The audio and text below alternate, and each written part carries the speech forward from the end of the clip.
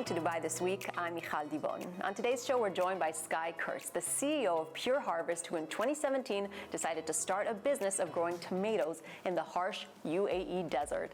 Thank you so much for joining us today. Of course, Michal. So what makes three Stanford grads get together in 2017 and decide, kind of against all odds, to start growing produce in the very harsh desert of the UAE year-round? Well, it was kind of serendipity. I had an interest and a passion in ag tech and had even been presenting it at my old investment firm as a theme I thought was a big deal. And I was seeking to be an entrepreneur and looking for a big idea when my co-founder, Robert Kurtz, who was a fellow Stanford grad, found me. And he was actually looking for somebody to help finance and build a business that was similar to the concept of what we have today. And so we found each other, and he was wanting to sell technologies into the region. And I said, no, to do this, and it's extremely risky, it's novel. We need to be the technology company, be the producer. And that's when we formed Pure Harvest. We then recruited Mahmoud Addi. We needed an Emirati partner to access land and also to support us in capital and navigating the region. So it's the perfect marriage of the right knowledge and access to land and capital, the original idea, I would say, in Robert, and then of course the acumen from me and the passion to build this. Why did you start with tomatoes? Interestingly, tomatoes are a powerful proof point, right? So why did I do it? Because maybe it's my heritage as a investor. I knew that if ultimately, this is capital intensive, and if we wanted to build a meaningful company, we needed to pick one lane, right? We only had enough money in the seed raise to build one crop. But why tomatoes? First of all, they're the largest consumed fruit and veg category. So by volume. So you're proving a big piece of the market. Second, it's extremely competitive. There's local seasonal production, Jordanian, Tunisian, etc. So you need a dynamic competitive market. Imagine I had only done, say, leafy greens, which historically were air freighted from Europe mainly, like Italy.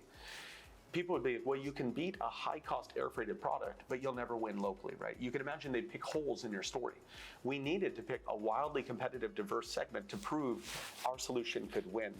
And then third, tomatoes are actually really challenging to grow. Here's why, right? When we plant them, it's 8 to 12 weeks to first harvest. Mm-hmm. They then last over 40 weeks, almost a year. If you screw up in week 2 or week 5, you feel it for months in the crop. It impacts the entire yields and the profile. A leafy green, for instance, can grow in 21 to 23 days.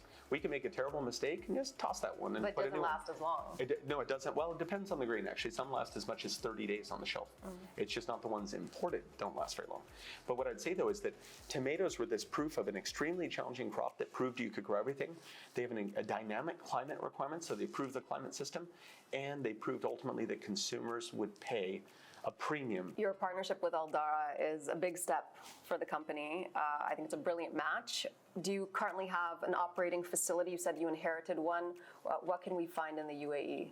So sure, first of all, we're extremely honored to be partnering with Aldara. They're an important food security, they had the food security mandate long before we existed. Also, they have substantial resources, a global footprint. We see a lot of potential to work together. Now, what we inherited is this 11-hectare facility. Aldara had worked with a different partner called BayWa, a German agribusiness conglomerate that develops projects in both ag and renewable energy. They developed this project together with Aldara, but it was always their intention that at some point either Aldara or another operator would take over the facility and run it with them. Now, we saw the opportunity in partnering with Aldara to take this facility and, as I mentioned, retrofit it into more crops. We've developed a very unique climate management capability. We also have over 4 years of production history, and we're using the data and our knowledge of the varieties to get extraordinary performance. So we thought by partnering with Aldara and investing in the technology further and sort of upgrading the system, we could get greater performance together. And our hope is, if we deliver on our commitments, it's now in this construction, this retrofit now. It'll re-enter the market in Q1 of next year.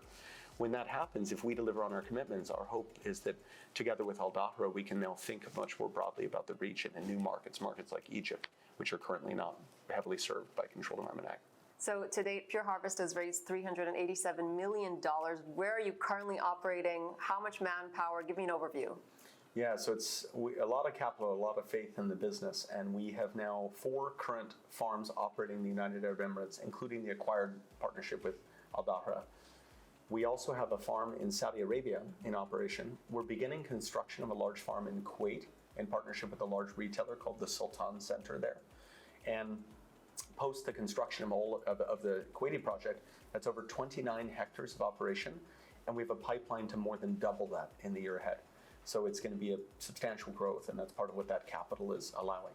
And on personnel, I'm really proud to say that we started in 2017 with really one plus the co-founders who weren't full-time in the business at the time.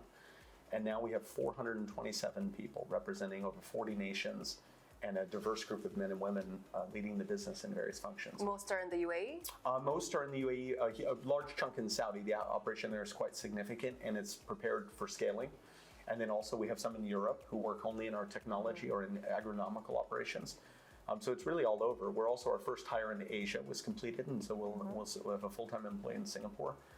So it's moving very quickly. And so we can expect many more produce to be coming from yes, from you your can. side. I mean, even in the quarters ahead, you'll see us launching new products out of the acquired and retrofitted facility. You're going to see broader variety. In fact, in tomatoes, we produce 29 varieties now in the UAE. Over 16 of those varieties were never witnessed in the market before we brought them here.